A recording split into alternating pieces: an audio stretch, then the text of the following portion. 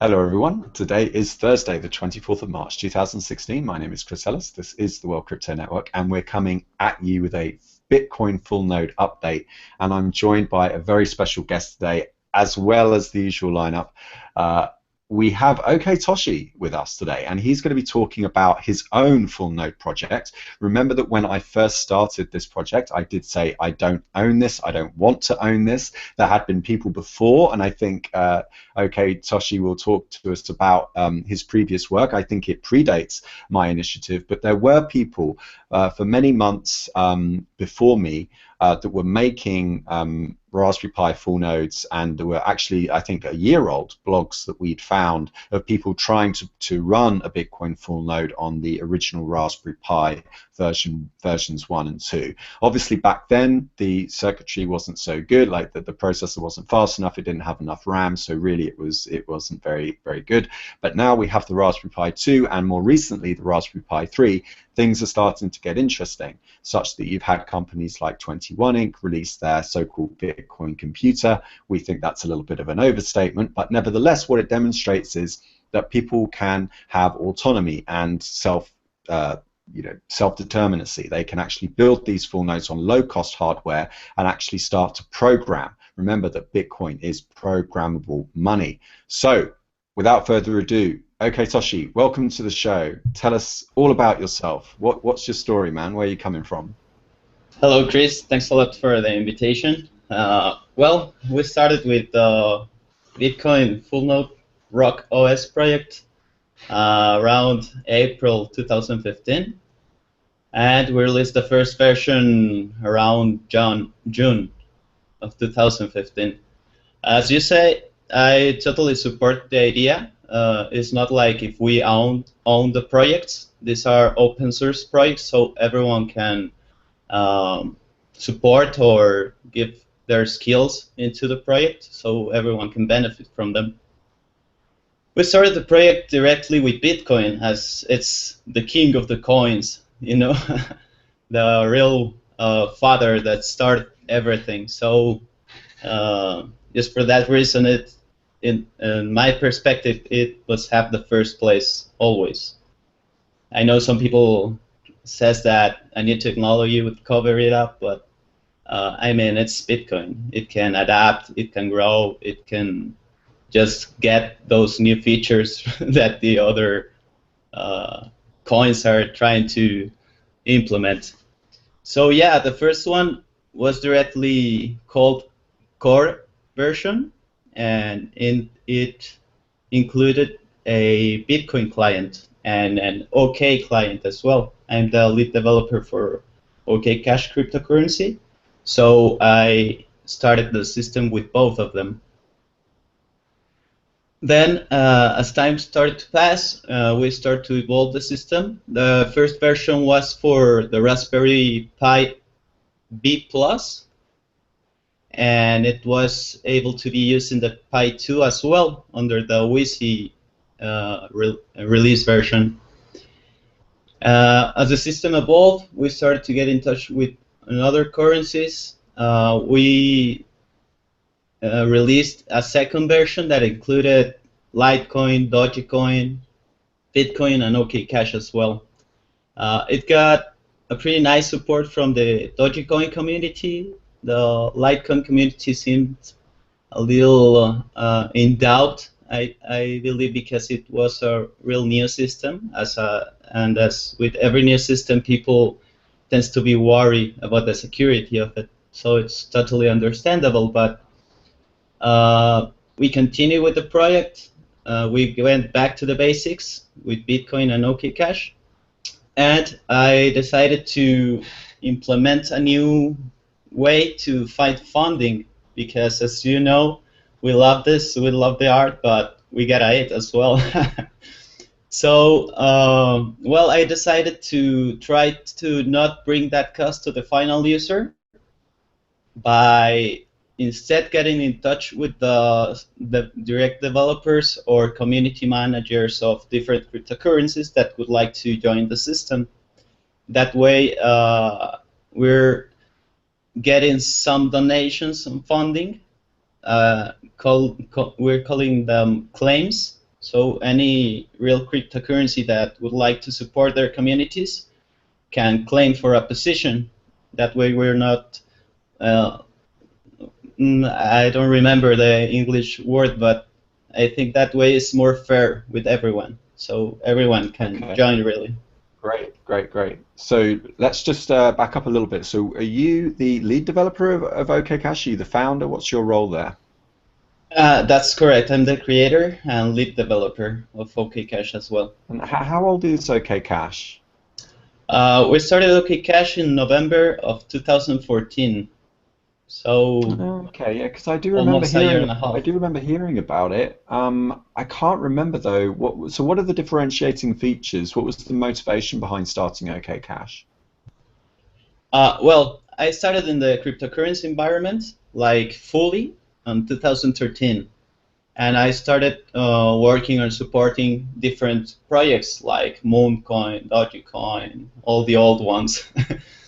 But then I found really bad behavior of some cryptocurrencies where the developers started a currency, they got people involved and excited with it, like myself, but then they just disappeared, with no signs of anything. So OKToshi was my first attempt and project to try to change that side. I decided if I was gonna be working in this space, well, at least I'm gonna make sure that I have the security that the developer won't run away, So, well, I started dedicating my time fully to it since we started. And another goal behind its creation was to go with the proof of stake process. So it does not conflict with Bitcoin, but complements it.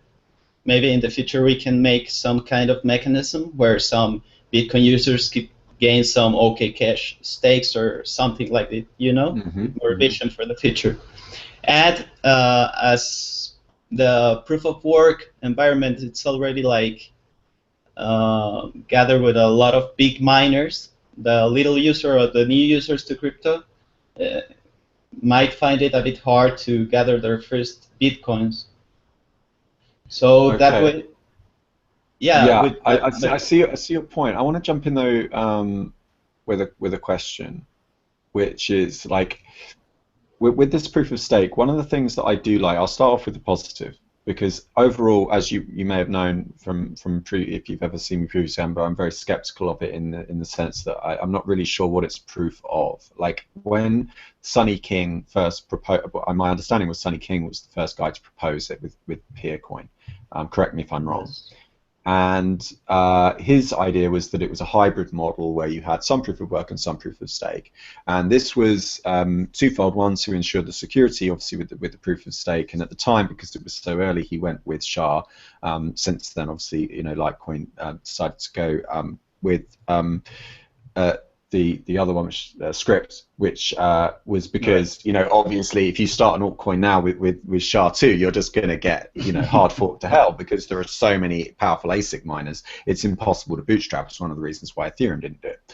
But one of the good things that I like about proof of stake, particularly when it comes down to this Fullnode project, is that if we, and in fact I did give copies of the ROKOS software to Alakanani, what that means is that she instantly has a way of getting some crypto just by running her Fullnode.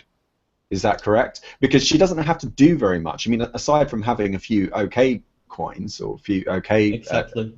You see, then she can just start staking, and she doesn't have to invest in the startup costs of buying a miner, even one of those little ant miners. I mean, it's $20, but she's got to buy the USB hub, she's got to get the power, and obviously power is an issue in where she is, and so if all she has to do is run a small 10-watt device, that's the positive aspect. That's what I do like about proof of stake. What I'm not so sure about is what's called the Matthew effect, or the rich get richer phenomena, the centralizing aspect of it, because there's two issues here. One is that money doesn't decentralize very well, right? That it tends to centralize very easily. And so, for example, Joseph Lubin is a very large holder of Ethereum. This is not It's not denied. He owns a lot of Ethereum. He's started a company called Consensus, and Ethereum are talking about moving over to proof of stake with their version of it they call Casper. Well, Joseph Lubin has millions. I don't know how much he's worth, but he's obviously a very wealthy man. He can easily afford to stake his ether and reduce his purchasing power, because when you proof of stake, the sacrifice isn't energy like it is with proof of work, energy and time. It's you're sacrificing your purchasing power, because you can no longer make purchases with coins that are staked. And as soon as you remove them from the key, from that wallet, you are no longer staking. So you have to lock them up in a wallet, you have to run the software, and then you're staking. But the problem is that then that tends to centralize, because if you're very wealthy, you can afford to sacrifice your purchasing power because you've got so much money in the first place. Whereas if you don't have very much money, your sense of urgency for spending is increased because, of course, you need to survive and so on. So you have that aspect of it. I mean, do you have any thoughts on that?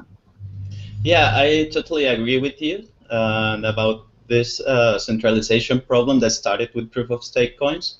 That's precisely why we started on the hybrid phase with OKCash. The coin was mineable through the proof of work process during the first 15 days. It might seem a short time span, but mostly of these currencies trying the hybrid process, their proof of work times are from 3 to 5 days, and they constantly make halvings and stuff. So only the first miners are the ones that get the benefit from them, because after the proof of work times gets over, then it starts with the proof of stake. So the Bitcoin holders, as you say, are the ones that start getting the most of the stake power. So I decided to make it 15 days and without halving. So any miner that started mining OKCash during that lapse was able to compete, no matter if they started the first day or if they started the 10th day with that currency. Same as well, I did a pre-mine, it's called. I called it Debt Fund. And what I did with that debt fund was to start paying for resources to the same community. And with the rest, we made a huge giveaway. It was like one of the most sounded in the altcoin space for a while, because we jumped over IRC to different communities. We ranked coins over there. We ranked over Twitter. We got different contests. It was pretty fun for the community. And that way, those starting coins got decentralized to new users that maybe were not able to mine. So everything was made in focus of decentralized distribution, exactly to try to prevent decentralization. So far, after this year and a half, we have a OKCash Explorer that it holds the whole information about the chain, and it can show as well like the rich list that shows how much people hold, how much balances and stuff. That way we can follow the centralization of those coins as well. And so far we've had a real nice growing network in a decentralized way, with more like, well, there's another service that counts the OK nodes in the last 24 hours, and it was getting averages of 100 nodes. I mean, I have to say one thing about you, sir. Like, I did a bit of research on you before meeting you, and you are you're well known for being a very hard worker, right, in this space. And one of the things I kept coming up with is like, this guy is like always online, he's always working, and that has been my experience of you too, because you've also been a great contributor to this Fullnode project. And in spite of my skepticism of proof of stake initially, especially when like NXT coin, and I was at PorkFest and I was on this panel and this guy from NXT was like there, and I was a bit like, oh my god. I have to be honest, I thought this was a scam, and I don't think NXT on the whole is a scam, but I think there were certain people there that felt to me that were in it for the wrong reasons. And I felt at the time, back then, this was a couple of years ago now, back in 2014, that these proof of stake coins were really just not legit. But now I'm starting to be persuaded. I'm beginning to be. I'm a little bit persuaded by Vlad and Casper, a little bit. Although what I find with Vlad Samphir is that any kind of criticism, he just kind of kicks it away, kicks the ball out of touch, and says, "That's not my problem. I'm just a mathematician." One of the things I asked him, and I'm going to ask you now, is one of the reasons why I like proof of work is because energy requirement is a universal requirement for all human existence and life in general. Energy is the only way we have of transitioning from the present into the future, or bringing the future into the present, whichever way you like to look at it. Because the thing about energy expenditure is that because it has this universality, and because everyone needs it all of the time, it's very different to purchasing power, where some people can afford it and some people can't. The mining of proof of work will go to wherever it is most efficient to mine. For example, it's not efficient at all to mine in London or mine in San Francisco, because these have one of the highest property rights, property prices, and so you've got to house the mining equipment somewhere. Then, of course, you've got to pay for the electricity. Cheap electricity in China, cheap electricity in Iceland. What you would naturally see as a temporal phenomena over time is that the mining would go to these regions. One of the downsides I see to proof of stake, notwithstanding your really good answer just now, is that if it only costs me a few pennies to generate each coin, why would the coin ever go up in value? Because one of the properties you have in Bitcoin is these halvings and the difficulty adjustments that happen at a certain cadence. And as a result, what we see is a market action. Market responds to the halving. The miners, withhold some of the coins. This apparently is supposed to lead to an appreciation in the price if the market can anticipate it. But that's all because they're spending so much energy ongoingly on their electricity bills, whereas you don't have that. Once you've got the coins, you've got them. What's your sacrifice? You see what I mean? Yeah, totally understandable. I could see it like proof of work. It's like a direct value, precisely because it has that energy consumption, where the proof of stake coins, if you're taking out that high cost of energy consumption, well, what you have then. Since I started with OK, for example, I don't really care about the price. I've been caring about growing the value of it. Like with different projects, I started another site, for example, altcoin foundations, where any other cryptocurrency can start their profile pages, can start sharing their updated news, anything. I started the ROKOS project. I had another website before for cryptocurrency news, CryptoSUS. We just got partnered with it's kind of an exchange, but cryptocurrency services platform as well. It's called CryptoPay. Those are from Madrid, Spain. And that's like the kind of value I'd like to add to the cryptocurrency, because just as you said, I believe that cryptocurrency should not be evaluated by their energy cost. I feel they should be evaluated by their adoption and real use rates. Like your projects, for example, in Africa, it wouldn't matter for me if it was a proof of work or a proof of stake coin, as long as it's giving benefits to the people that it's using it, Okay, that is the best answer I've heard. Thank you.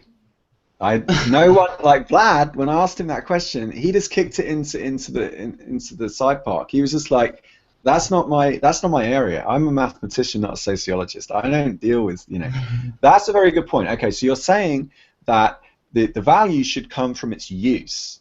It shouldn't just come. Yeah. And so people find it valuable just because it is valuable. Now, let's bring this back into the Fullnode project, because one of the reasons why I'm open to persuasion on this proof of stake thing, and if Blake Anderson is watching, he's going to be trolling me like mad because he hates proof of stake, and we've often, you know, talked about that before.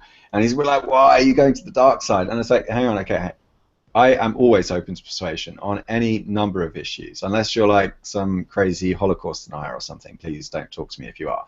But on any number of other issues, I am, okay? And so I am open to persuasion. Why? Because I'm starting to see the potential. Like initially with like Startcoin, for example, which is Max Kaiser's coin, I was a bit skeptical. I was like, okay, look, he's got 20 million views on Rush today. I could see a perverse incentive mechanism where he's incentivized to, you know, kind of pump the coin on his TV show and then get the price to go up. But in practice, once I met the guy, he's a really nice guy. And I do not have any sense that he's profiteering from this. He's done it properly. He's set up a company. There was a little bit of a pre-mine, which he did the same thing as you. He did it for promotional services. Grace, who works on StartJoin, has been like just super helpful. She gave me some of these scratch cards to take out to South Africa with me so that I could start giving the scratch cards to people. And I was giving them to taxi drivers, I gave them to a waitress in a bar, I gave them to the catering staff that were working at the conference I was at, which by the way was all about financial inclusion, but everyone forgot to include the catering staff that were probably working for not very many dollars an hour, giving us, you know, working very hard in the hot sun. By the way, they were standing outside for ages just serving, you know, drinks and stuff like that. So I was giving out these vouchers, and I suddenly started to think, actually, I do see the benefit now of a lot of these coins. Like, of course, they need a purpose. They need, as you said at the top of the interview, you need an engineer that's going to stick around. And I guess you can't really provision for that. I mean, you can't stop somebody, you can't predict that whether or not a developer is going to leave. I mean, I was part of Feathercoin, and Peter Bushnell appealed away from the project simply because a troll came in and threatened to fork the project. And I don't think any cryptocurrency is immune to this. Ethereum, watch out. Like, it's all very well at the moment you're making hay because Bitcoin's going through controversies, but if you don't think that you're going to get this same problem further down the line, I can tell you right now, without speaking too out of turn, there were tensions at the beginning of Ethereum in its formation. And I'm not saying anything, but I'm willing to bet there were some threats of forking at the early stages too, because as soon as you can see something powerful in front of you, as soon as you've got a group of independent actors, all with the, you know, with a public agenda, front-facing agenda, and in the back of their minds their own little private desires, what can happen sometimes is that, you know, the old ego kicks in and somebody wants to take this for themselves, and it only takes a dedicated troll to come into a forum and say, I'm forking this developer's not good enough, you know, etc., etc. Yes. Now, as it turned out with Feathercoin, it wasn't so bad because, you know, they ended up with another really good developer and it's still going, and actually we ended up with two really cool spin-off projects. There was one called Hullcoin, which is in active production now. It's actually released. People are using it in the city of Hull here in the UK.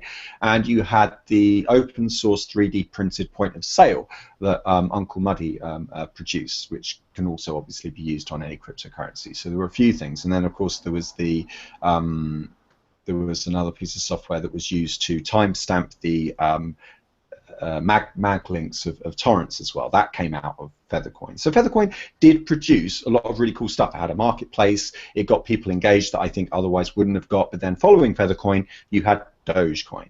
And Dogecoin really was just like Feathercoin on acid. Like it just went viral because its founder was earning 6 figures at Adobe, as I've been told. I mean, anyone want to chime in? I'll put a correction in this, but I was told he was earning good money, and because he was earning good money, he could promote it like hell. And because there was an existing meme, this dog, it meant that the cryptocurrency took off, and that got it into everyone's mind. It made cryptocurrency top of mind. Yeah, right. Network effects. So the next thing I'm interested in now, given that, okay, I am currently still a little bit critical of proof of stake, you and Vlad are slowly bringing me over. How do we get these things to integrate? So right now you can buy like a Raspberry Pi 2 has gone down in price, maybe it's like £20 now. we could see a situation where we could start giving out these Raspberry Pis. Maybe they're headless. Maybe you run it from a browser and you just plug it into your network. So it's like super low, energy, and it's just like really efficient. People can just plug it into their walls, and then they can start to generate OKCash, and then from there they can segue into Startcoin because they maybe want to get into some crowdfunding, or they can go into Bitcoin and open themselves up to a whole ecosystem there. Is that the kind of world we're looking at? Yeah, exactly. I mean, the final purpose is to create integration between the decentralized currencies. As you said, the Starcoin, I really like their work methods as well. Actually, ROKOS and OKToshi are lifetime sponsors for their Start Nodes platform project, precisely because I'd like to support where I see they're working good. Okay, sorry, say that again. So you're actually working with Startcoin as well? Not directly, but we are lifetime sponsors for their Start Nodes platform. Okay. Great. That sounds great. Yeah, I really like it. And Pete, you work with Peter over there? Yeah, but we only back them up to bring the project forward with funding. Hence, we are lifetime sponsors over there. Have not had the honor yet to work directly with him in the project. So Peter Frank as well was also super helpful with the Fullnode project. So just in summary, before we break out, I think Shanine's got a question. So you have ROKOS, which is the basic system for Bitcoin Core, which you're saying is like the granddaddy of cryptocurrencies. And then you have the ROKOS version 5 flavors, which comes with a range of cryptocurrencies. That's right.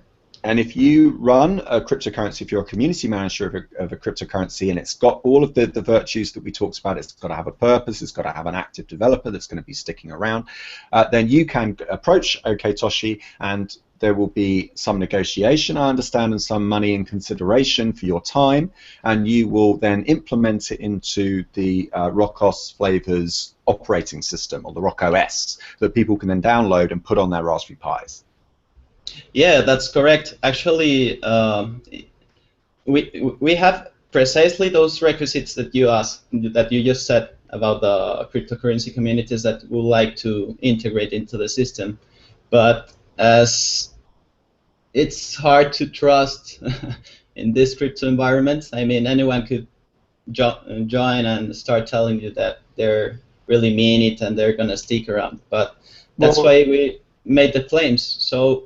You know what though? I think we should just come up with an open set of standards. Like if I'm assuming this is an open source community. Exactly. Right? Yeah. So why don't we just draft up some mandates and just say, like if you want to join this, your cryptocurrency has to be a year old. It has to it has to have certain parameters, and get the whole cryptocurrency community engaged.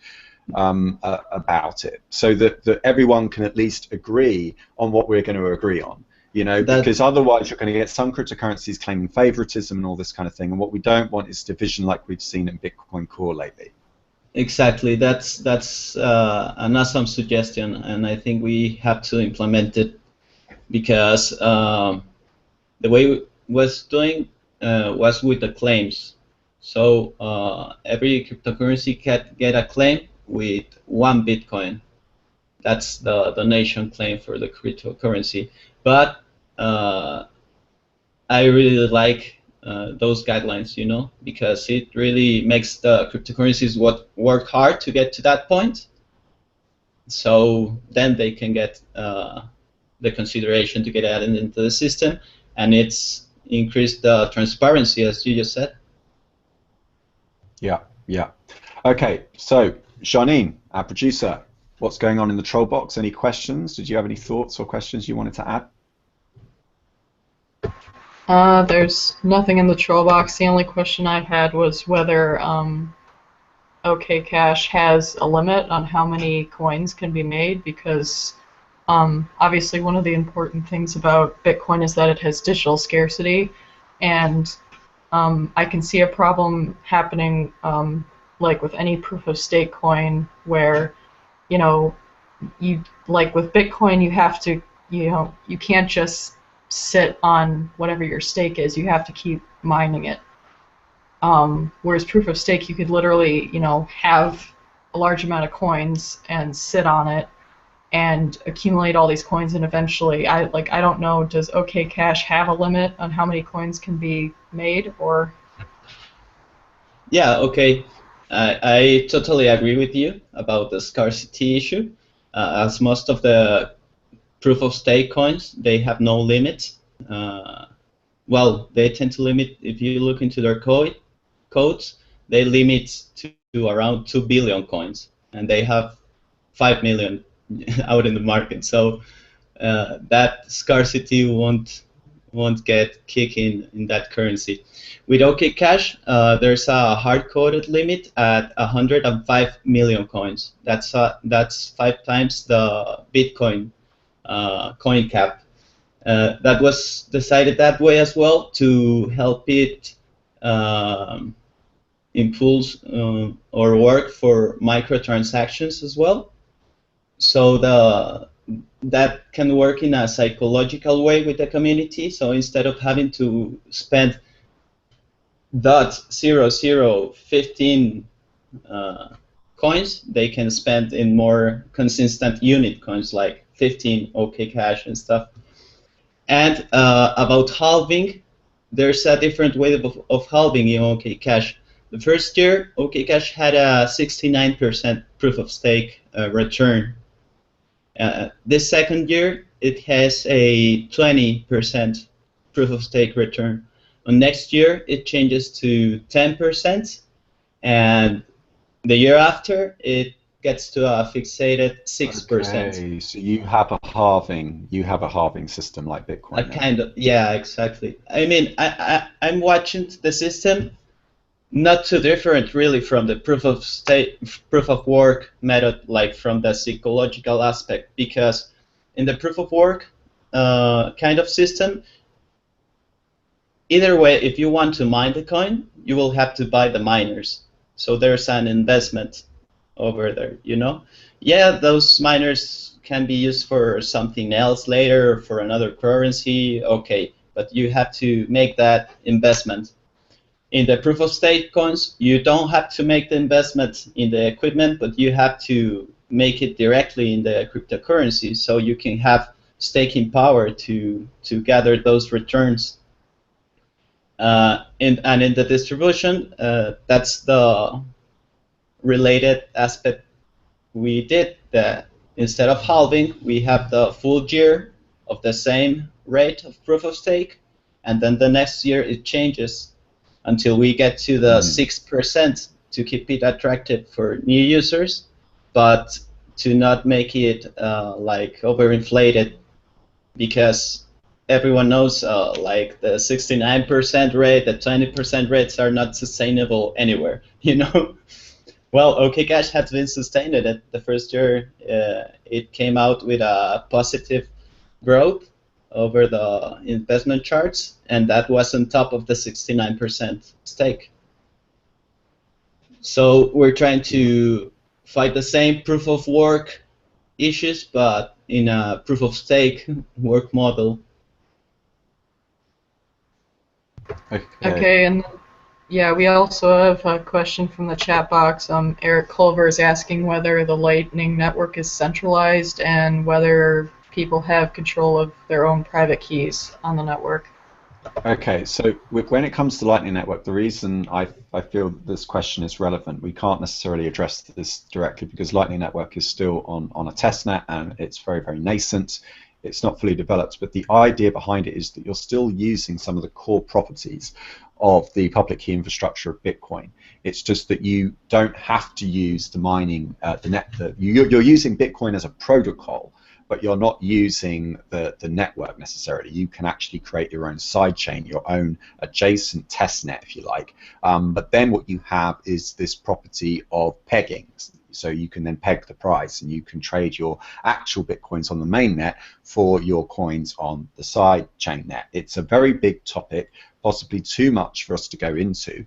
But what I would like to do is look at the motivation behind what created it. So yes, it's true. Yes, in Lightning Network, you have your own private keys. That's the whole point. Is they wanted to resist the temptation in the market to overload the tier 2 of the industry. In other words, tier 1 is your protocol, your network, and then you've got tier 2, which is ChangeTip and Coinbase and companies like this that have servers, centralized servers, where they oftentimes host your private key for you. This creates a liability for both you and them, because they've got a liability because regulators can knock on the door and force them to block users, seize funds, and so on. You've got a liability because they could go bankrupt, they could get hacked, and so that's not good for anybody. But one of the things that Gregory Maxwell said recently in an interview was that the purpose, but he's one of the core developers there, is that one of the motivations behind creating Lightning Network was that altcoins simply were not good for purpose. They were not up to standard. Why? Because he said that the incentives were directed towards community managers of these cryptocurrencies making announcements rather than developers innovating.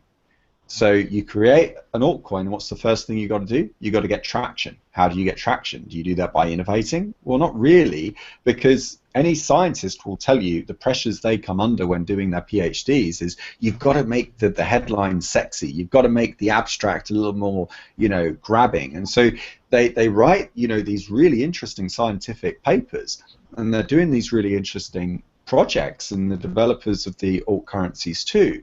But sometimes the best science doesn't always get the funding because it's not sexy enough. I mean, look at Litecoin, just as an example. Litecoin's whole strategy has been, and still is to this day, just get on another exchange. Just get on another exchange. Don't innovate, don't change anything, don't try to develop anything.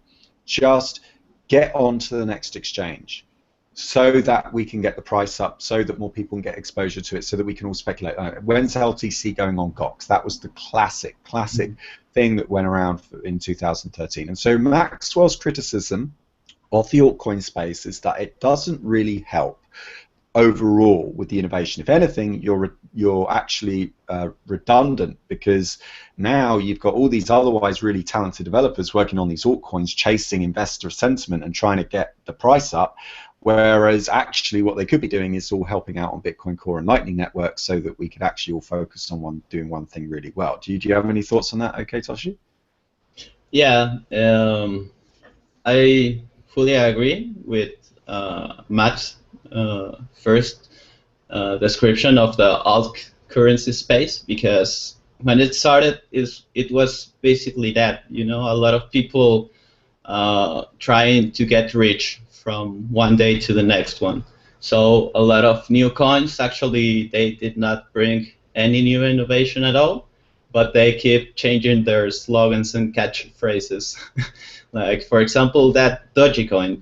Dogecoin, in my perspective, one can learn from all of the different cryptocurrencies. From Dogecoin, I learned that we need to be flexible with the tech aspects, but more of the introduction to the non-cryptocurrency users, like that Dogecoin Mimi. That's the one that started the whole boom, because all the people started to identify with it, play with it, share it on their social networks and stuff, plus the big market PR management it got. But if you look into Dogecoin code, honestly, it was one of the worst codes written for a cryptocurrency forever. I mean, even when they were starting to find their first issues with the chain, because it was getting bloated, for example, a lot of different developers wanted to integrate into the project to fix those issues. These were community developers. But the core development for Dogecoin was too politicized or enclosure, so they did not allow all of these fixes, and they came up with their new solutions.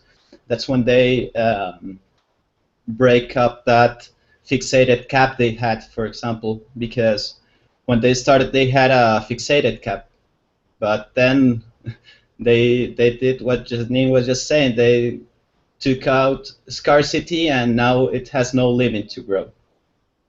So I really appreciate a lot of the PR lessons Dogecoin left us, but as well, it just shows that every cryptocurrency, more than a dedicated engineer, they require a dedicated, responsible, how would Godfather would be the unofficial title, because if I've seen other currencies, for example, where the developers left, but the responsible people just brought new developers, so they give continuity to the project and to the original ideals of the project. Problem is when they all disappear and people in the community has no way to contact nobody to start supporting or helping and stuff. Yeah, exactly. So Steve, do you have a question?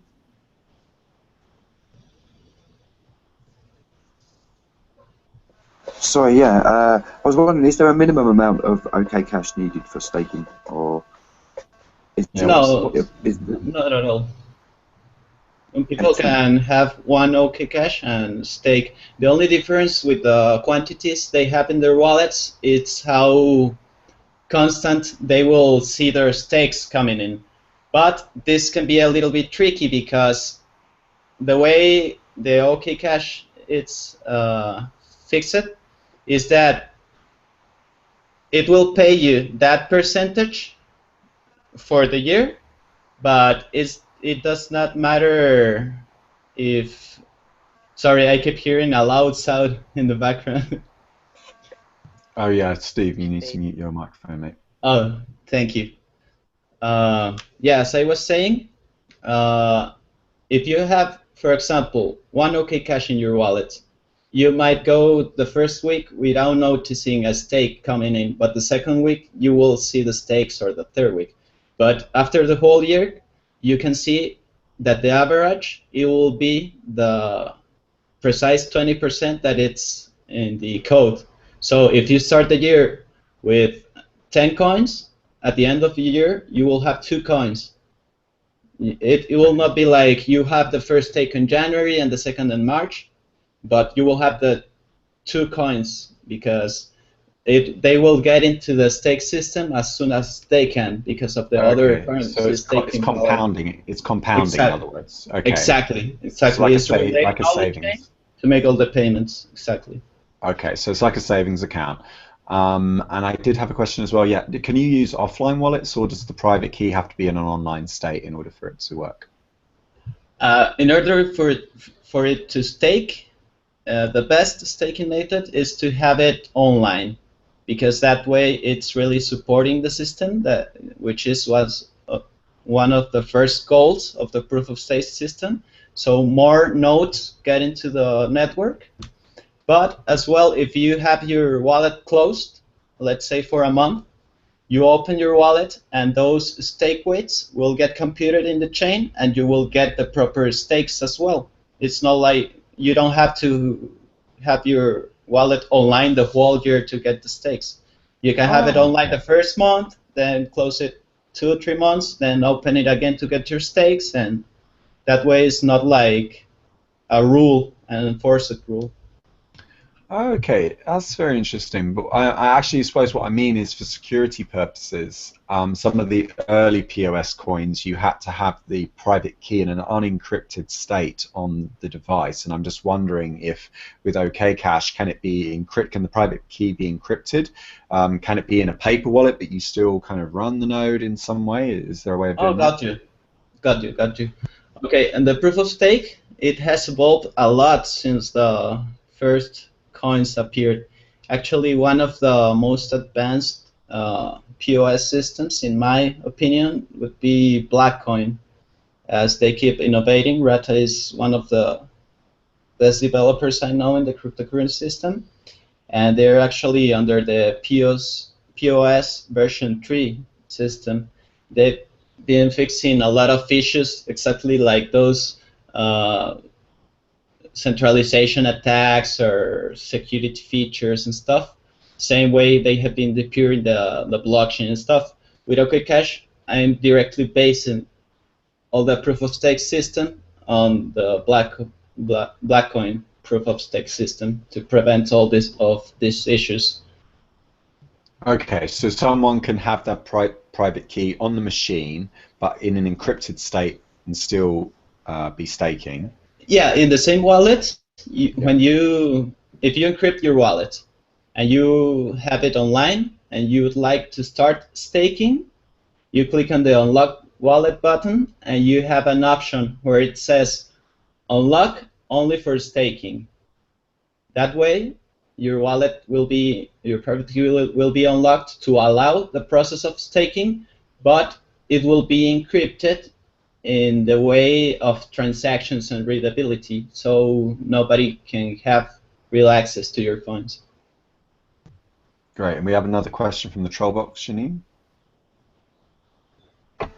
Yeah, Eric was asking another question about where to donate to core developers, and I think he might have meant Bitcoin core developers, but I guess you could say whether there's a place to donate to OKCash developers too.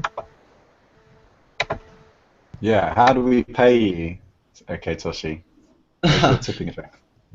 Well, to make it sustainable, that's another of the reasons of the proof of stake system.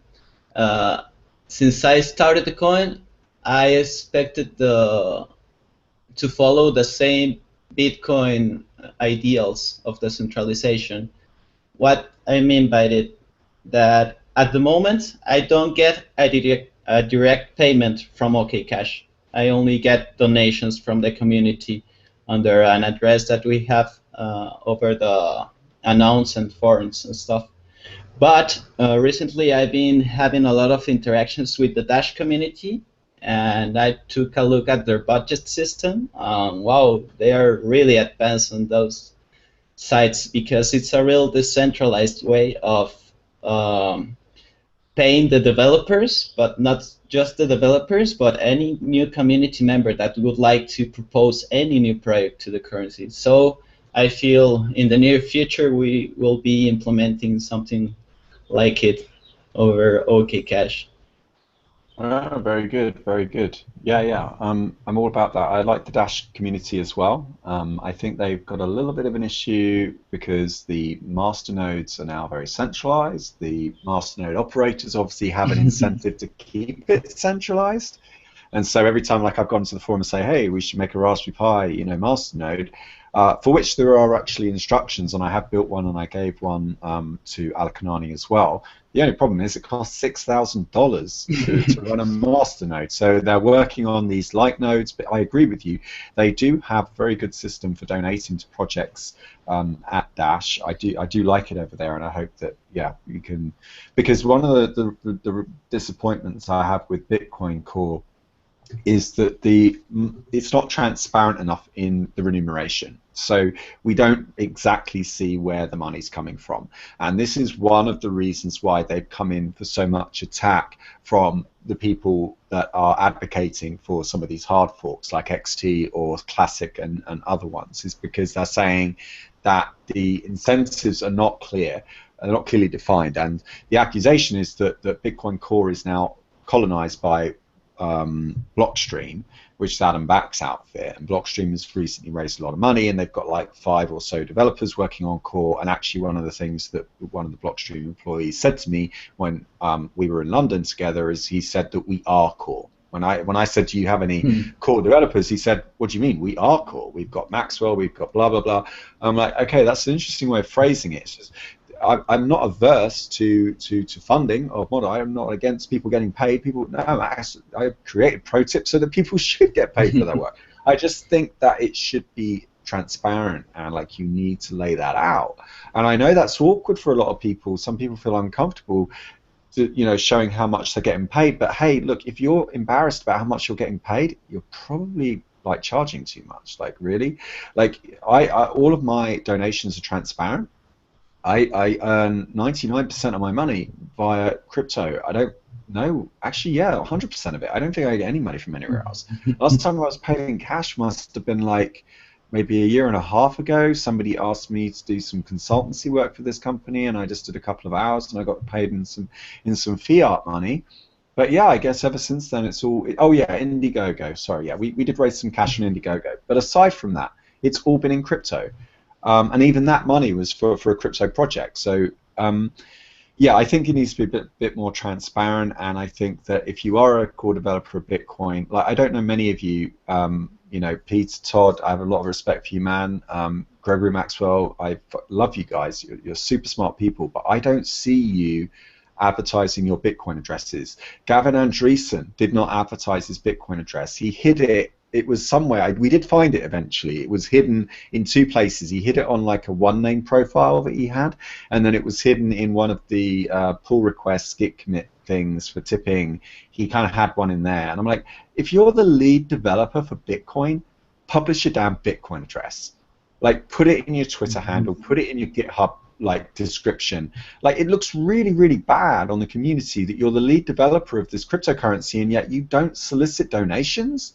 It makes people question your integrity. It makes people question where the hell are you getting the money from? And this is the problem I have with all of open source, is they practice this daily cognitive dissonance, where on the one hand they want to create this abundance paradigm of like, yeah, let's all, you know, get together and smoke a big bong and we're all going to like work for free and stuff.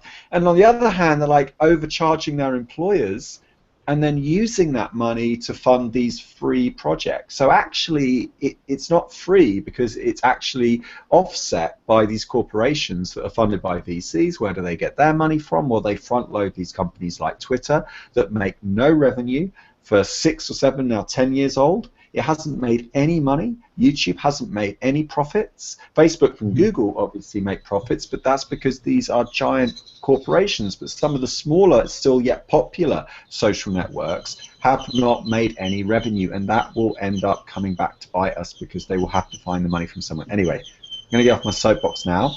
So, thank you very much, OKToshi. What we're going to do now is we're going to segue over to Ollie and Steve to talk about, but please do hang around, and you can chime in on any thoughts because, you know, it'd be good, you know, you're such a good developer. I think these guys could probably learn a lot from you and you from them.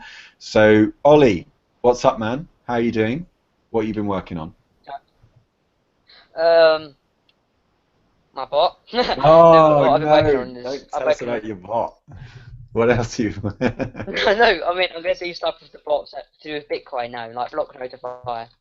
I'm working with stuff with Steve Okay, earlier. so for those who don't know, who aren't part of this crowd, right? So Ollie's created a bot that's in like Slack, and it's like been like chirping in all the time, and it's kind of annoying Bot everyone. people. But you've stopped it now. So what was your motivation behind the bot? Why are you creating the bot? What's it all about? Oh, the first of all was just to do stuff with people, like just the people. What was it? For shows, people's shows, advertise people's shows, maybe. Or can you? Or can you? Yeah. Okay. So you create a Oh bot for yeah. Slack, but how does that plug into Bitcoin? I don't understand. Oh, I'm gonna make like a little thing that you do Peter Todd's library. Maybe Chris, not Chris. Maybe Steve can explain it more. But to do with every block that comes through a transaction, it will post it up in the Slack or something. Maybe something like that. To do with Peter Todd's library and Bitcoin and Oh, stuff. okay, I understand now. Okay, so this was, yeah, Steve was mentioning this before, and the idea, let's hand over to Steve, is that you would be looking for an open provenance op return code, and then it would just basically chirp up in a Slack channel like, I found this op return, and this is the text. Is that right? Yeah, that's the kind of thing. I'm going to do it for Twitter, also for the website. Ollie wants to turn it into a bot. That's fine. It's using the block notify option in the Bitcoin conf file. So you've got a line in the Bitcoin conf file where you specify a Python script you can run every time there's a block, and it will pass that script the hash of the block. So then you can then interrogate the blockchain, download the block data, look for the transactions, see if there's anything of any relevance. So Ollie might want to create a bot that notifies the World Crypto Network if there's any donations made to a specific Bitcoin address, because you could then check for any transactions in a block that contain an address you're looking for. You could use it for all sorts of things. But I'm going to use it, yeah, for the op return. I've got the scripts so far that will identify op return transactions with the data that I'm looking for in them, put them up on GitHub, and the next step is to capture the live transactions coming through the blockchain. So we're going to write a script that will obviously run on block notify and then catalog this information so that we can then process it further using like a block explorer, but it'll be a custom one for this purpose. It's good. I think it's And good. one of the reasons this could be useful is that with open provenance, what you're doing is you're tracking the transfer of ownership of certain assets, right?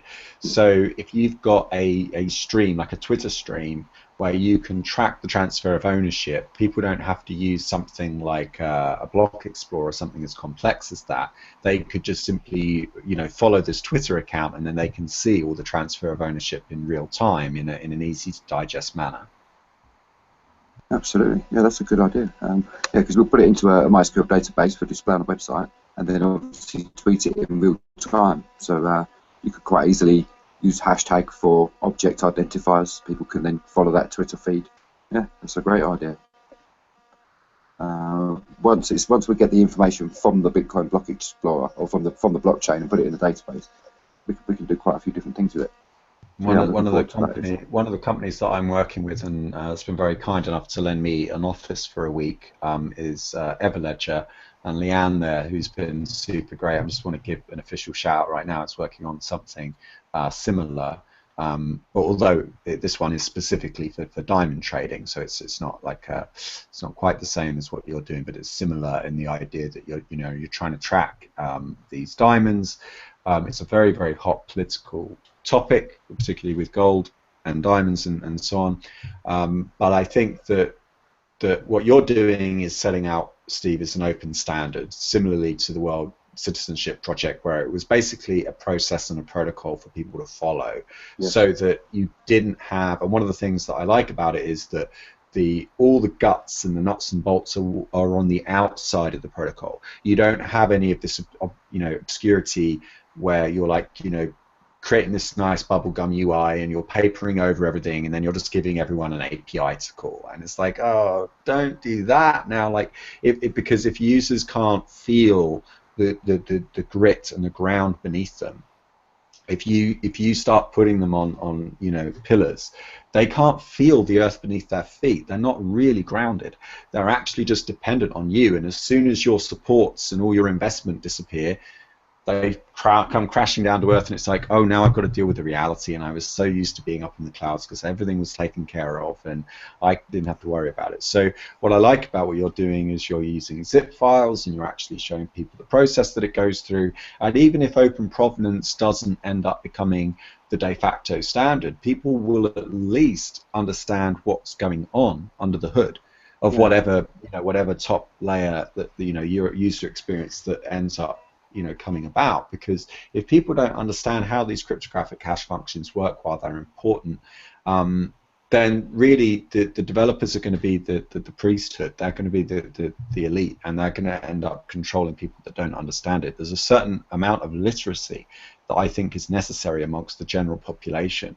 You have to understand, at least in basic terms, in the same way that in basic terms they understand how an internal combustion engine works, or they understand how a car works. With a bicycle, it's obvious. You can see everything on a bicycle. You don't need to be given a lesson in engineering to know how a bicycle works.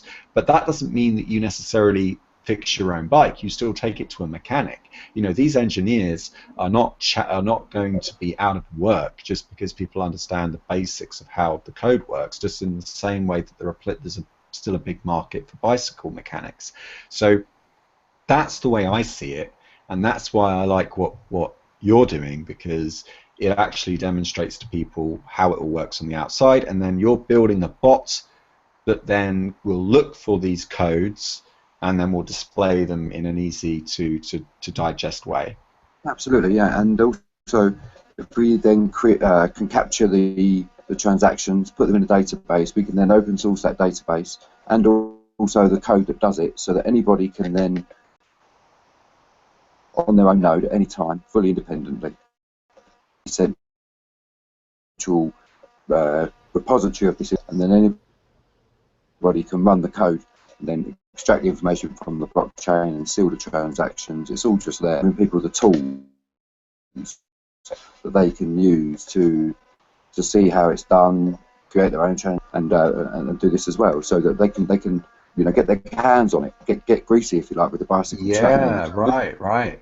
I like this bicycle analogy. I'm going to keep running with it. It's like Zen and the art of motorcycle maintenance. It was anything but about the motorcycle, but actually it kind of was, because it was very existential anyway. I'm not going to go into Persick's work. That's going to bore everyone to death. But okay, so I really like that. What was I going to say? Yeah, one of the things that I like about Merkle DAGs, direct acyclic graphs, Merkle trees, I've always sort of had this bewitchment ever since I first learned about them in the late 90s, I think, and then of course it was rekindled with Bitcoin, is that you do not need to see the whole city in order to understand a particular province within that city or particular village within that city. With a Merkle tree or a Merkle DAG, direct acyclic graph, I only have to present to you the particular hash of this particular block. I don't need to show you the whole chain. You can trust that the rest of the chain is there just by looking at the concatenation of hashes, because the Merkle tree is made up of putting hashes next, concatenating them. That means joining the two hashes together, then hashing the sum of those two, creating another hash, pairing that with the next pair, hashing that pair, and then you get this kind of inverted triangular structure where what you have at the bottom is a Merkle root. So you have all your transactions along the top, you hash them, hash the hashes of the hashes, and then you keep going until you only have one remaining hash. That's the Merkle root down at the bottom. And that Merkle root is a four-dimensional temporal structure. It moves in time. It changes with the state transition of the database. All a blockchain is something called a linked list. Right? It's just an append-only database. It's not a million miles away from an SQL Oracle style database. It's just that everyone gets to own it. It has that potential. It also has the potential for bootstrapping. Anyone can transition the state, provided that they have mining equipment, or in the case of OKToshi, etc., they have staking power. And what that means, that's actually a human resources innovation, because with banking, you don't get to decide the state transition. If you want to go work for a bank and be responsible for the transfer of balances, you've got to have a degree from at least a 2-1 from a reputable red brick here in the UK, or an Ivy League nowadays, because one of the ways that recruiters in banks select employees is just that, well, they don't bother reading all the paper, they just look at the top third of the paper, and if they see a 2-1 or a first-class degree from a reputable university that they recognize, yep, you're going in the list. If not, you're out. And as a result, the banks and the infrastructure around the banks is what doesn't get priced into the cost of financial services and fintech in general. They've got to pay for skyscrapers downtown in large, high-priced real estate areas. They've got air conditioning. They've got to move the staff. The staff have to be housed. They have to pay train fare to get to work every day. They have to pay mortgages, they have to pay for their kids. The banks have to pay them. They've got to pay for all of this infrastructure. Then you've got to pay for all of the tech infrastructure. Well, Bitcoin does away with all of that extraneous, fat around all the excesses, and just says, yeah, don't forget, John has just come in the private chat saying, don't forget about the bonuses as well. Because then, of course, the banks have to compete for the talent. So then they're having to offer their staff bonuses and raises just to keep them in the job. Well, Bitcoin just says no to all of that. It just says we don't need all of these big skyscrapers. Why don't we just repurpose what's already out there? Let's just take the hardware that exists. And one of the reasons why perhaps I'm open to cryptocurrencies like OKToshi is you don't even need mining equipment now. You can just use these low-cost computing to the single-board processors like the Raspberry Pi and the Odroid, and you can start running a node, and you don't have to go through a recruitment process to start taking part in the financial system and transitioning that state. So I think that has to be taken into consideration as well. There's another website that I really like and that I'm happy to promote. I haven't been compensated to say this, is Eternity Wall, who also have recently, and maybe Steve, you should. Oh, sorry, that's a little bit of profanity there. Of course, this is decentralized and uncensored. But Steve, this is an opportunity for you to get involved, because he's recently the chap that runs this has recently put in a notarization service, but it looks very basic at the moment. I don't know what his plans are, but maybe you should get in touch with him and see if there's something you can do. Thank you. Yeah, I will do. Because he's got that element of the Twitter stream. So you've got this kind of homepage, news feed, rolling news, RSS style output, which people, as we know, it's what's known as sticky content in the industry. I fucking hate SEO. There's 10 ways to fire your SEO consultant. Yeah, if you list them all. But anyway, it's referred to as sticky content, and people love lists, and people love to like stare at the screens on the way home from work. If you can create something like that, in some way adjunct to what you're doing with the provenance thing, that would be really interesting, because then people could actually witness the transition of ownership of certain objects. Somebody was asking me on Twitter, actually just before we came on air, about carbon capture. Let me just pull up his tweets. It was a really interesting thread. But there's another interesting Twitter stream, op return ACK, and it publishes every op return in the blockchain as it happens. They just display it as it comes in. So every block, there's quite a few op returns now. You know, it didn't have many to begin with, but now it's quite busy. And this new Twitter stream will just show it to you. So op_return_ACK, and you can see there all the different ACK. Here we go. History as it happens. So sometimes it will translate into English language or foreign language, human readable code. Other times it's just data. But you can see there, and you'll see the eternity wall post coming through there as well. This one seems to just show everything. This is a really good initiative, actually. I'm going to follow this right away. Yeah, this is really cool. I like that a lot. And there's by the way, this is Ricardo. Ricardo is a friend of mine, and he's the guy that created Eternity Wall as well. So yeah, I'm really into this, because one of the things that we are going to have to work on, particularly with ProTip, is the ownership of and the moral rights to work. Never mind copyright. Let's just start with the moral rights. If you make something from nature, it's yours, and that's recognized in law. And as a result, you then have an extra layer called copyright. Once you've created something and it's yours, you can then sell the copyright so that somebody else has the right to copy it. Okay, and what companies like Facebook and YouTube do is they say, well, look, if we're going to take your content for which you own the moral rights, and that's inalienable in terms of state intervention, as Janine will be quick to point out, and me too, would be that, okay, you still need the government and you still need the state to enforce these rules. You need an enforcement agent. But given that you have that, the next thing that you need to be able to do is you need to have the right to copy. And Facebook and YouTube will say to you when you upload the content to their website is they'll say, you own the content, but we control it. And you need to give us the copyright, the right to copy this work, because if we're going to display your holiday snaps to millions of people across the world, or maybe just a few hundred followers on your Facebook, say, we need to have copyright by law, because otherwise we'd be in violation. You'd be uploading them, but they'd be on our servers, and our code would be serving them up to all these computer screens, and we would be in violation of the law in all these territories. We'd get sued. We'd have huge liabilities, and you wouldn't have all the lolcats anymore, or the little memes that you love. So this is one of the things, and I feel like the law has not caught up yet with the culture and the technology, such that we're in this kind of no man's land of jurisprudence where we're not quite sure what to do next. And I think that what you're working on, Steve and Ollie, is you're right at the coalface of this thing. Like you're explorers. You've made it to the new land.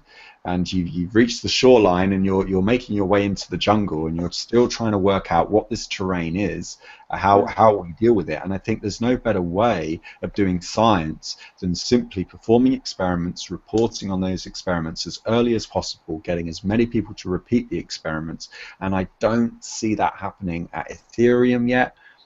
Because I still feel like a lot of these projects are very they're just high school projects. They're just ideas, and they haven't delivered anything, any tangibles. I mean, they've delivered a hype and a bubble and an economic, wave of curiosity, but they haven't yet produced tangible results. And the truth is, a lot of what Ethereum claims it can do can already be done using the existing tool sets that we have. So let's just get on and use what's already available. I'm all in favor of projects like Ethereum, but if you're going to raise something like $15 million and you're going to have all this hype and you're going to have this massive pump in the market from 30 cents up to $15, you'd better have something to back it up, guys.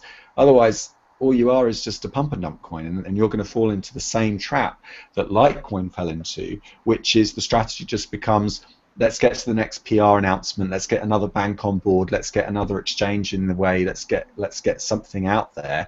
And then all the coders, who oftentimes are well-meaning, are working away, and they're not getting compensated because they're not on the market every day doing the trading. The people that win are the middlemen and the speculators, and half the speculators don't even win. So there are very few winners, many losers.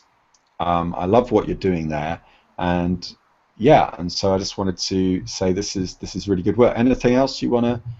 No, thank you. I want to just say thank you. Yeah, we're just trying to just create tools, put them in people's hands, show them how it's done. Like you say, this is a new land, and we've got this blockchain. There's ways we can use it, but it's not being used. There's a lot of people talking about a lot of things, and things are starting to happen. There's a new thing as well called Blockstream. Oh no, hang on, Block. Oh, it's what one name's built upon. Block Store. That's very interesting. Yeah. I know those guys. You can run this on your node as well. Brilliant. And then you can start to create your own names in spaces, or create your own namespaces as well. So things like does that work on a Pi? Does that work on a Pi? I don't know. I haven't tried it as yet. But I know that. Yeah, go ahead. I was going to say, bring things like Namecoin functionality to the Bitcoin blockchain. So yeah, the altcoins maybe do have a place. I don't know, but we have the Bitcoin blockchain. Let's use it. It's there. Yeah. And it's something that is fairly stable now. It's been around for a number of years. The hash power is increasing. It's now past an exahash. It's something that exists in our world, and we need to take advantage of it. And then there's ways that we can. And these are the kind of ways I think we should. And just trying to help people to learn and have a go themselves. Yeah, absolutely. I totally agree. And what was this Uber Pay? OKToshi, you posted something. Oh, they were asking about OKCash mobile wallets. Just share them the link. That's a multi-coin wallet where they use Electrum servers, so the users does not have to download the chains. They are ready for use.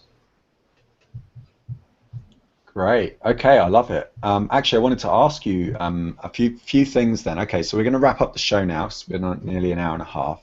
Just before you finish, I wanted to say something about Steve project. I found it really amazing since the first day I watched it, because I can see the potential of things. And what you're doing is what is going to bring a lot of developers that might have nothing to do with crypto, but because they are learning Python, they might just start using your library just because of it. So it's a real way of supporting the Bitcoin network, as you're bringing a lot of new blood into the system. Yeah, diversity is is resilience. I think diversity is strength, because you have you have heterophilia, right? Heterophilia is the love of difference, and with different ideas and different independent actors working together at a distance, you get this kind of Poisson efficiency that you get in Bitcoin. You get independent ideas that can then sort of, I'm going to use a lot of long words here, rhizomatically. So like rhizomes, like strawberries, they're little sprouts, like prop up all over the place, right? This is a word, rhizomatic is a word that gets used a lot in this industry to describe suspicious simultaneity. That is two people independently of each other coming up with an idea at the same time. In the old days, that was a negative externality, and you would race to get the patent first, and then you would like enforce it with your lawyers, and it was whoever had the most money would win. Nowadays, that's virtuous, because if two people at approximately the same time independently, like OKToshi and me, I didn't know about your work before you started doing it, and I'd seen some blog posts that other people had done years ago, and my frustration really was that I couldn't get a full node running on a Raspberry Pi initially because I was following these instructions, but they were often out of date.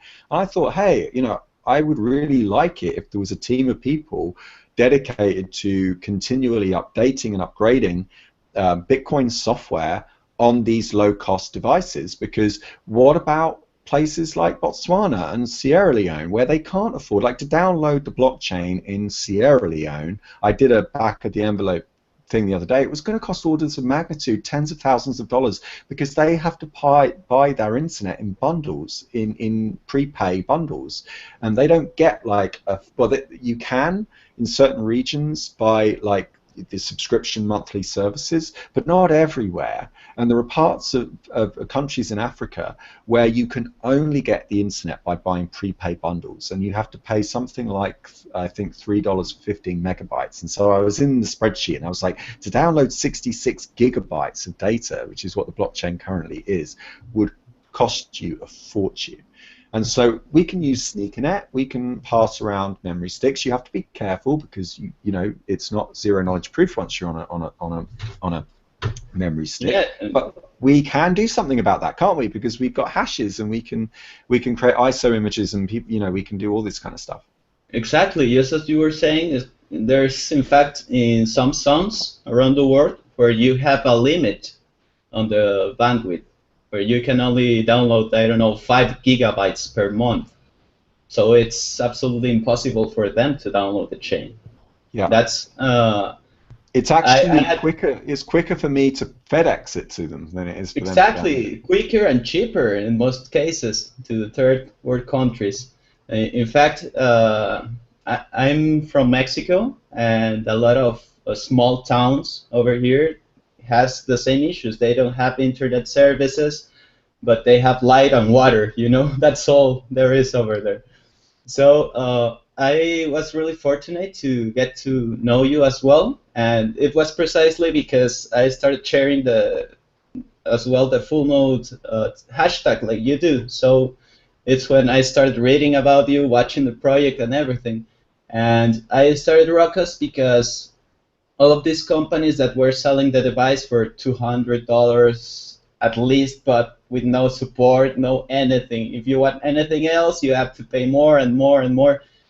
I did not like it at all. And when I watched your crowdfunding, for example, with the Notes to One and all these different places, that's what I like it, because you are really using all of your time to create this product that, of course, it has a cost, but if you average the cost, you are not really even paying yourself well, you know? In some cases, right. I bet that you end up putting money of your pocket to be able to give the final user a new cable or a higher USB memory stick, you know? So that's what got me to respect you a lot more even before I met you, because you're doing this amazing job that it's really helping the people that it needs to help, because Bitcoin is already famous in Europe, in North America, in Canada, but hey, where's Africa, where's Mexico, where's Latin America, where's China, where's Russia? And that's...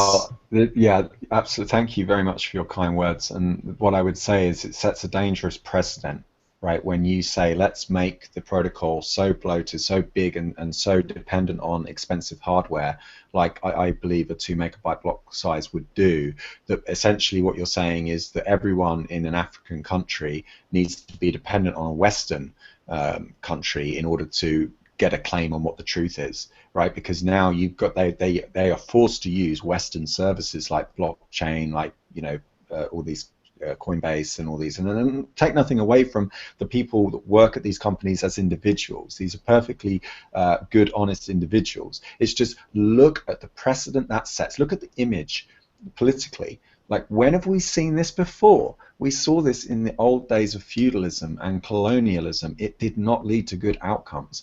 We can't say that, like, okay, if you live in London, sure, you get to have the whole blockchain and your client will independently verify every transaction going back 9 years or however long it's been now. And then say simultaneously, but if you're in Botswana and you can't afford it, you just run a light wallet. And you'll just have to plug into an Electrum node. No, I don't think that's fair. At the very least, what we should be doing is distributing the Bitcoin blockchain and its full state, TX indexed and all, out to these countries, so that at least they can run, like you say, an Electrum server, so that people in that area don't have to like have 12 hops to live all the way to New York just to get a copy of the blockchain, right? Just to get a copy of this particular unspent transaction output, so they can damn well spend their coins, right? Like, they don't, you shouldn't be doing that. And I think that it gives them independence. It gives them the ability to start making their own. Why shouldn't Africa start like getting into manufacturing? Why do we have to outsource everything to China, for fuck's sake? Why doesn't Botswana become a center for manufacturing? I mean, why doesn't the Congo? The Congo has most of the minerals. It has all the copper. Why are we like putting the copper on trawlers, sending it over to China? Why don't they just build the factories in the Congo next to the copper plant and like send the plastic to there from? It doesn't make any damn sense to like be shipping things everywhere. I want to see a new generation of engineers rising out of developing countries. I really do, because I don't see why the people in countries like Mexico, like Brazil right now, which is going through a lot of, going through a real tough time at the moment, South Africa, which I feel like is kind of on the verge of something, I don't know what, but it didn't look too pretty to me when I was there, when I really got into the thick of it and I started like talking to local, like real people. I didn't get into the whole kind of tourist trap when Doomy was driving me around. And what I'm seeing is just that these Western countries have instituted these corporations, these big banks, just to put their finger on the scales, just to tip the balance a little bit in their favor. And that we're losing that now. And what we're running into is this kind of extremist territory. And that's why you're seeing people like Donald Trump and Sanders, to be fair, on the other side. When you're in times of strife, you get the extremists start coming out. But moderates do not do well in times like this. Moderates do well when things are going good. You get Clinton when the economy's doing well. You get Blair when the economy's doing well. You go to war when the economy's doing well. What you get when things are getting bad, when you're getting division, people are separated economically, but they're still close geographically. And that creates a tension. It creates a division. Yeah. How can I look Al-Kanani in the eye and say to her, I've got my passport, bye, see you later. I'm going to leave you here without water for 2 weeks, but I've got a British passport. Yay, ancestors, they did all the work for me. And I'm going to jump on a plane, and I'm going to come back to London, and I'm going to be drinking my water all day. Like, I can't look her in the eye and say my life is worth more than yours just because I was born somewhere else. It doesn't make any damn sense. But at the same time, it doesn't make sense to me to, like, throw myself on my sword and like go, okay, well, fuck it then, and do the other thing, which is what ISIS are doing, where it's like they're using suicide as a political gesture, so that the political class can't respond to them, because none of the politicians are ever going to put their lives on the line for what they believe in, right?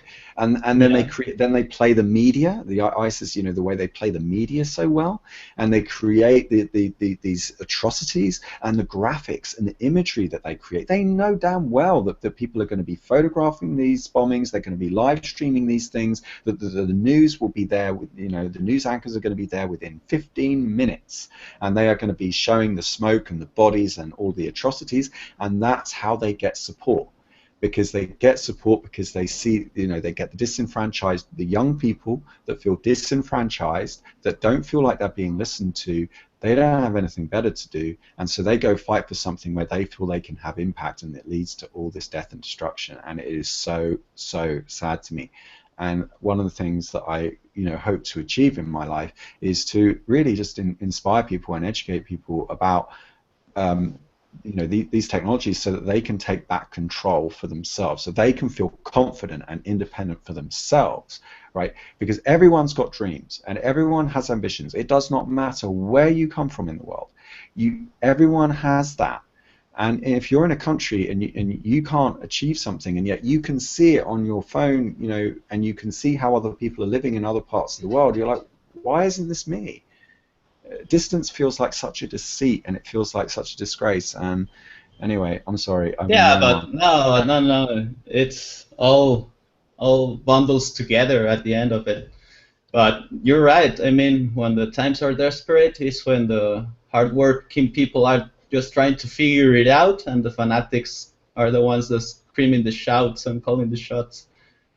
But yeah, I think what you're doing, and what Ollie is doing, what Steve's doing, Janine, and all the open source developers and advocates, it's one part of the solution, at least, because I see it as we're creating empathy decentralization systems, because just as you were saying, bringing that node to Botswana, if they start an Electrum server at least, it might be the core node, it would be the Botswana, but then the countries or people around it will have their direct service in their own same country, and that just by it will start to create new connections between the users, because they know it's in their country and they will feel like a part of it, and they will feel like having the ownership of it.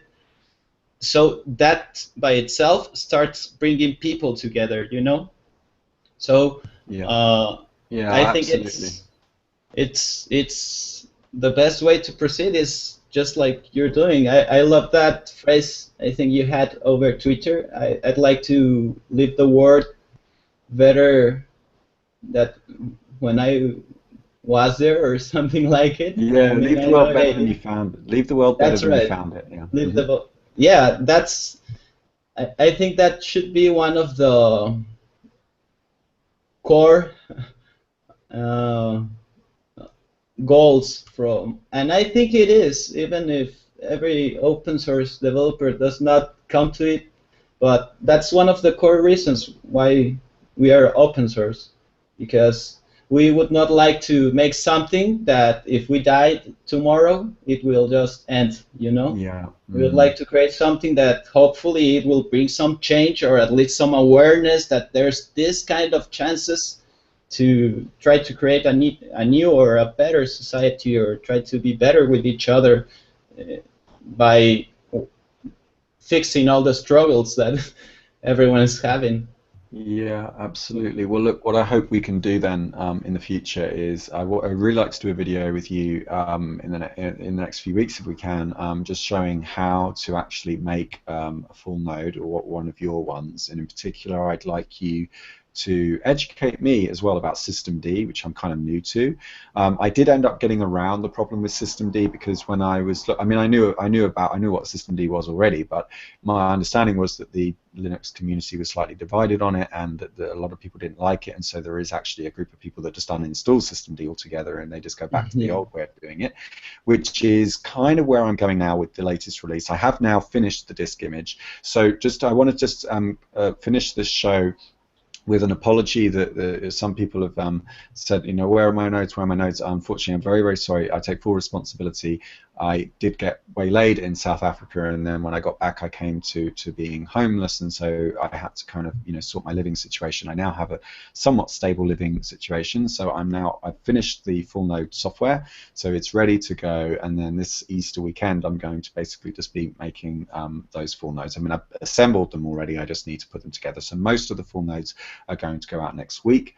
I've been emailing those of you that have been chiming in and saying, where is it? And also, as it turned out, there was a problem with Raspberry and Jessie in any case. So the reason I was having trouble with it when I was in South Africa, I was trying to get it to work, I was running into this error, which I brought up in this is the World Crypto Network Slack channel, and I was like, I don't know why I'm coming into this problem. I was trying to install it with the AutoGen, and the AutoGen just wasn't working, and then it turns out that the Raspbian version that the Raspberry Foundation released in March earlier on was sorry, on the 20th of February was not working. There was a problem with it. And as a result, they've now released a new version, which only came out on the 18th of March. So even if I had released it, I would have been releasing buggy software. So in a funny sort of way, like if I'd made them, if I hadn't gone waylaid in South Africa and I'd shipped them out, I'd been shipping them out with buggy software. So at least there is that. So yeah, at but least that's the latest the version. perks of new technology. Yeah. Every time, because all these new devices are coming out, even these brands are fighting to take out the new operating system that makes space for glitches and bugs. Yeah. So you will get the latest software. You're actually going to get more than what you paid for, because I'm going to be giving you IPFS Station, not just IPFS. So you don't have to run IPFS in the command line anymore. You get a nice graphical user interface now. Some of you at the pledge nodes are going to get larger memory sticks just because the cost came down, and by the time it came to purchasing them, the price had already gone down. And so I thought, well, I may as well get the larger ones, but that's for pledged nodes only, not for the other full nodes. And then also, the cost of storage is coming down so much.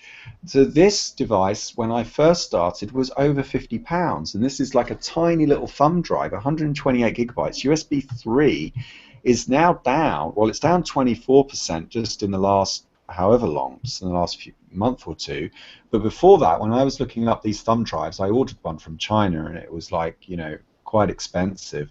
I couldn't have got the cost down. So you can see that even whilst I'm developing this project, the cost of storage is coming down really, really quickly, which is one of the reasons why I decided to break this down into stages, stage 1, 2, and 3. I hope to be able to accelerate the development cycle, because at the moment that's my weakest point, is that it's very slow, and that's partly because it's an art project and so on.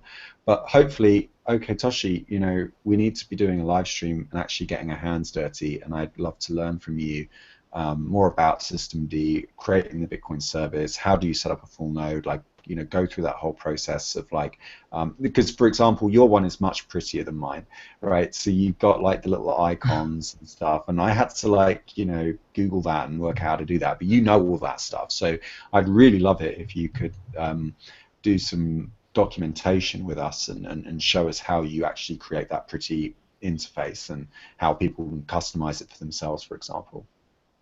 For sure, it will be a pleasure as well, because you're working amazing on all the configurations also, and that will end up helping a lot of ROKOS users also.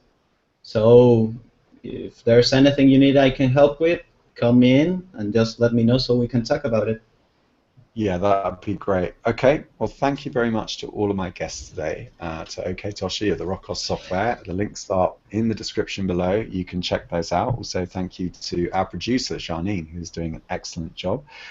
John coming in for a couple of questions. Ollie and Steve that are working on open provenance and doing all kinds of wizardry with their code. Thank you, especially to you, the viewer. It wouldn't be possible without you. I do apologize for last night's audio quality, but after this show is finished, I will be re-uploading our interview that we did yesterday with Shannon at Vettage. I have tidied up the audio a little bit, taken out some of the background noise. A couple of you were complaining. I've unlisted the video. I will upload it again tonight. It will take about 6-7 hours from now. And then you'll be able to watch that. For those of you who are disappointed with the sound quality, look out for that, and I will see you next time. Thank you for your time. Bye bye.